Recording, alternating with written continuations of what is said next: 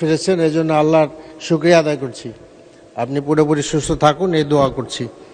তা আমার প্রশ্ন হলো মাননীয় অর্থমন্ত্রীর কাছে, যে তিনি যথার্থই বলেছেন যে বিদেশি বিনিয়োগকারীদের বিনিয়োগ ফিরিয়ে আনার প্রচেষ্টা চালানো হবে।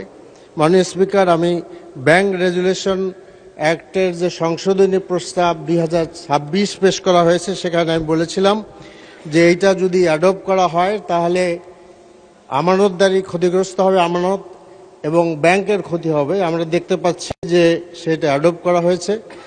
এখন খুব অল্প টাকা দিয়েই যারা টাকা নিয়েছেন ব্যাংক থেকে বিপুল পরিমাণে, তারা ফেরত আসার সুযোগ সৃষ্টি করা হয়েছে।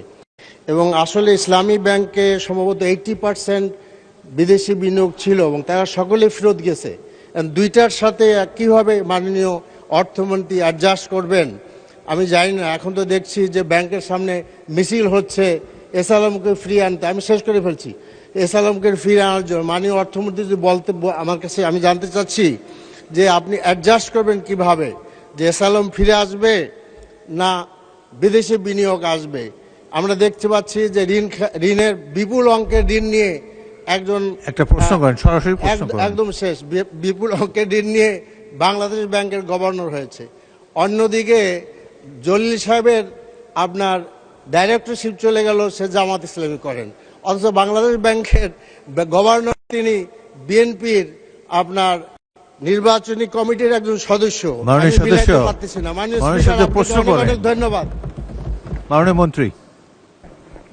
মাননীয় স্পিকার, আমি আগেই তো বলেছি বিএনপির অর্থনৈতিক পরিকল্পনায় কারো কোনো ব্যক্তির কোনো সুযোগ নাই। বিএনপি কোনো পৃষ্ঠপোষকতায় অর্থনীতিতে বিশ্বাস করে না, এটার প্রমাণ বারবার হয়েছে। সুতরাং এইবারও সেই সুযোগ নাই। কিন্তু আর ব্যাংকের যে অ্যামেন্ডমেন্ট হয়েছে, এটা আমরা এই উইন্ডোটা একটু ওপেন করেছি।